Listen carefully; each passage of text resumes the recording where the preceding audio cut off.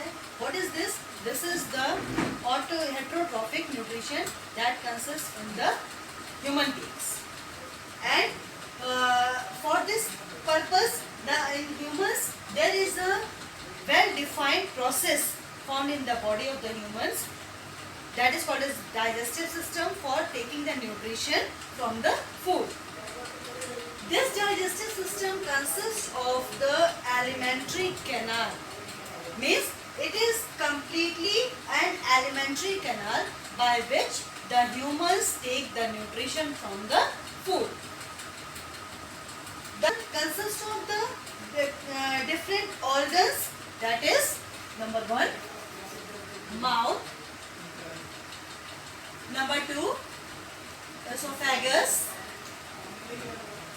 number 3 stomach, 4 small intestine, next large intestine,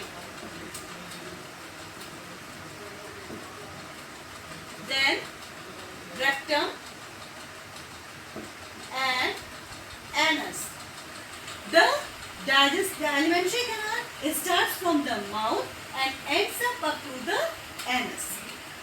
The food that what we are taking, it consists of the different types of nutrients in form of carbohydrate, protein, fats.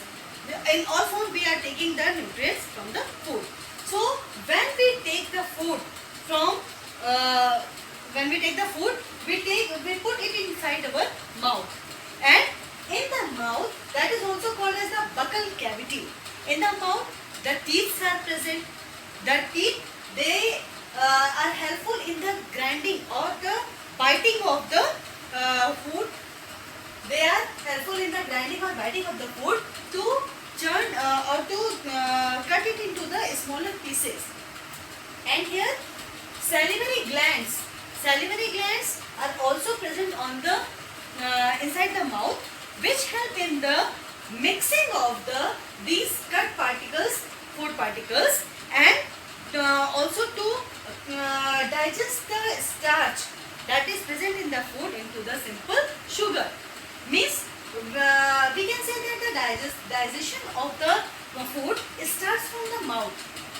It is not completely digested, it is incomplete digestion here, but the digestion starts from the mouth, because at that time the salivary glands are present which secretes saliva or mucus, which makes the smaller cut particles of the food and make a semi-liquid solution.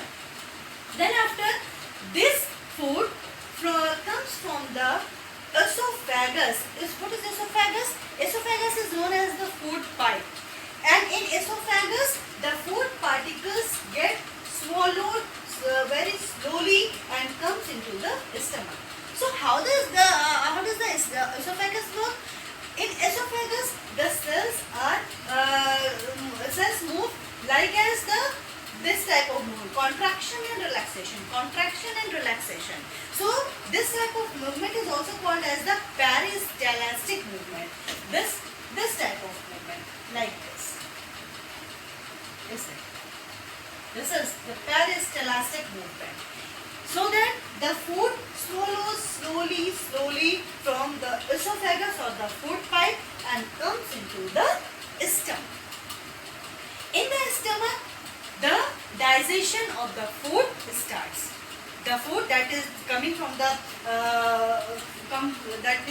mouth into the smaller pieces, it starts to digest with the help of the hydrochloric acid. Here hydrochloric acids are present. Here the mucus are present.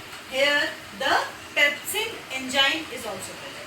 And how they are present here? Because in the stomach 3 tubular glands are present, and by these tubular glands, these solutions or the mixtures are secreted. In the stomach, the hydrochloric acid is present. Hydrochloric acid, what is the hydrochloric acid works? Because in the stomach it is the site of the protein, digestion of the protein. For that the pepsin enzyme is present, and the pepsin enzyme works only presence of the acid, so that the hydrochloric acid secretes here. And the another function of the hydrochloric is also that the food that is we are taking from the mouth, some bacteria are also come from with that food, so it kills the bacteria also. So this is the function of the hydrochloric acid. And the pepsin, it digests the protein that present in the food. And in the lining of the stomach, mucus are present. What is mucus? Mucus, it softens or moistens the lining of the stomach, because in the stomach the hydrochloric acid is secreted. So to avoid the irritation, to avoid the itching, and to avoid the ulcers, mucus is present. After that, the semi-digested food from the stomach comes into the small intestine. Small intestine is long in this is as a small intestine because it is narrow, so that it is called a small intestine, and it differs in the different living organisms. Just like as in the carnivorous, it is short, and in the because they eat the meat, and for the digestion of meat, small intestine, short and small intestine is enough for that. But that in the herbivorous animals, they eat the cellulose, and for that digestion, the large small intestine is necessary, so that their small intestine is larger. Whether in the adult human beings, in our the small intestine is 6.5 meters long. And the small intestine, it is the site of the complete digestion of the food that we are taking, the food that we are taking, and the nutrients that are present in that, the carbohydrate, the protein, the fats, all get digested into their simpler forms inside here. For the help of digestion, here the pancreas is also a gland. It is just lies beneath the stomach and just upper side of the large intestine, and it secretes the amylase, lipase enzyme, and the trypsin enzyme. And for the work of the large intestine, pancreatic juice, so the pancreas, it here is the gallbladder is that, and for in gallbladder, the gastric juice or the bile juice is also secreted. And the work of the bile juice is that it makes the food alkaline, which is coming from the stomach in the acidic form. And second one, it also breaks down the fat molecules that is present in the food, and it is very necessary to make the food alkaline, because the enzymes that are coming from the pancreas, it works only in the medium of the alkali, so that it makes the food alkaline. So the enzyme that is secreted by the pancreas, or the pancreatic juice, that is number 1 amylase, number 2 trypsin, and number 3 lipase. The amylase, it works on the carbohydrate or the starch that is present in the food, and it breaks it into the sugar. And then the trypsin enzyme, it works on the protein and converts the protein into the amino acids. And the lipase, it works on the fat molecules, and it converts it into the fatty acids and glycerols. Then this is the complete digestion that takes place into the small intestine. After that, the small intestine, the next step is the absorption. The small intestine is the very best site of.